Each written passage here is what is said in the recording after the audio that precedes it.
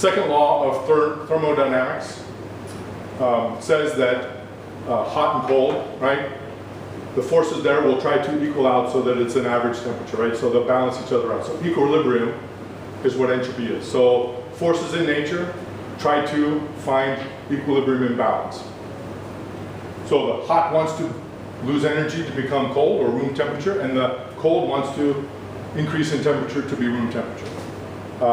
Same in business or business performance, right? So anybody that starts in a new job, your first 3 months, very excited, you get to work early, you're fresh. Boss, I have a lot of ideas, you're going to lunch with your coworkers, you're talking about how exciting your new job is.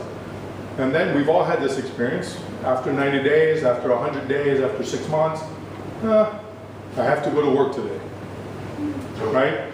I'm there, when is the clock?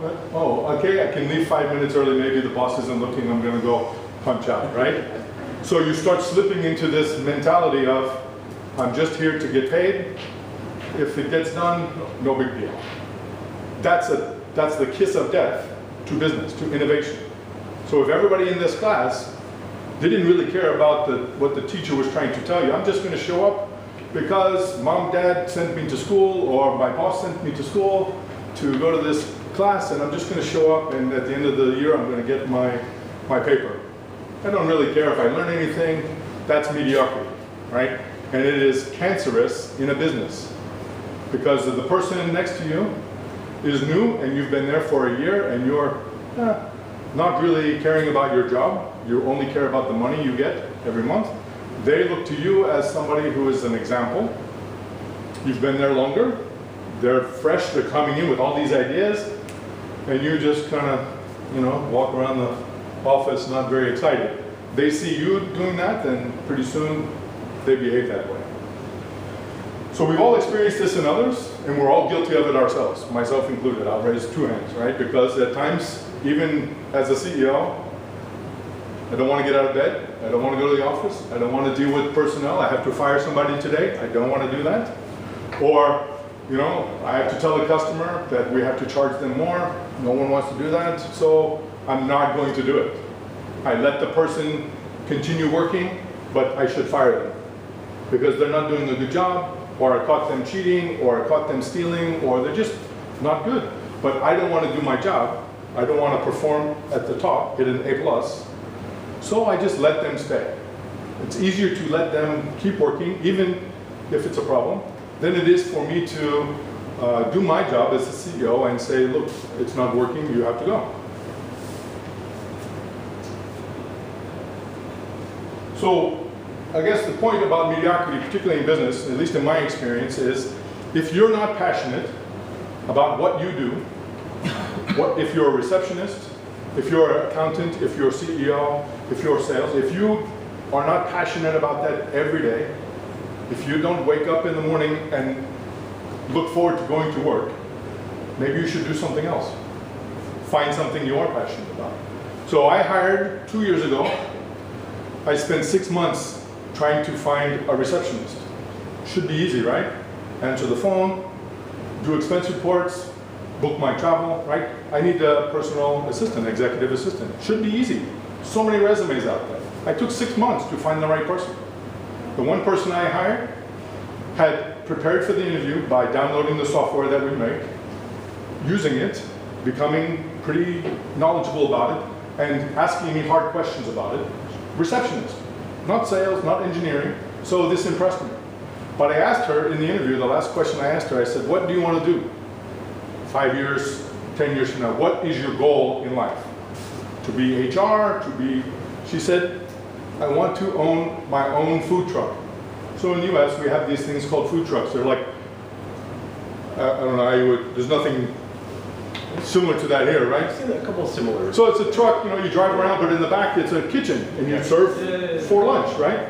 Very, very popular, growing like crazy in big cities, because the food is good, it's cheap, and it's right there. You walk out of the office, you don't have to go anywhere. She said, I want to have my own. And I hired her based on that answer, because that's what she was really passionate about, and she knew what she wanted to do. And I accept the fact that she's not going to be with me for 10 years. It's okay, she's qualified, she does a good job for me, She's been there for 2 years, but I know next year or the year after that, she's going to send me the resignation letter. I'm leaving to go do what I'm passionate about. I'm okay with that.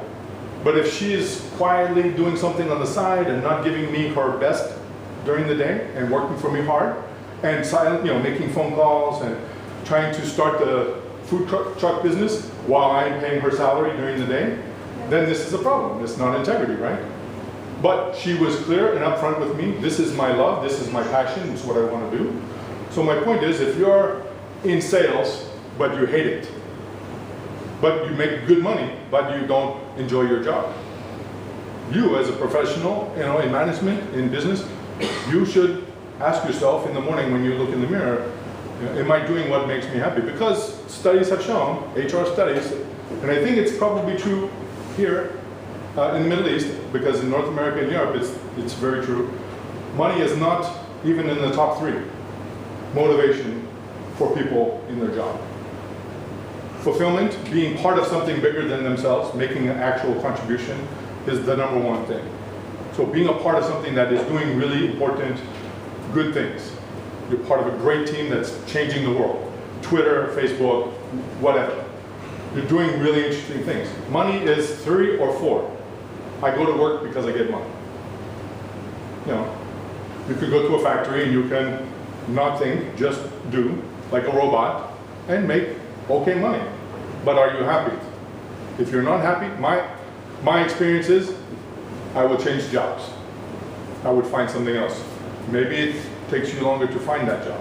But if you're clear about what your intentions are and your desire, right? So that helps you to avoid becoming mediocre, right? So again, we're talking about mediocrity. So if you don't do that and you just continue to do the job because they pay you money, you have awards on your desk, in your office, top salesperson, employee of the month, every month for the last year, do you care? Is it really why you get out of bed in the morning to go to work?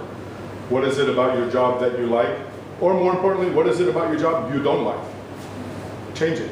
Go to school, you're doing that now, but it's important for me, right? And so my experience and my opinion, my recommendation is, if you're not happy doing what you're doing, there's some costs to change, but you will be much happier, even if you make less money.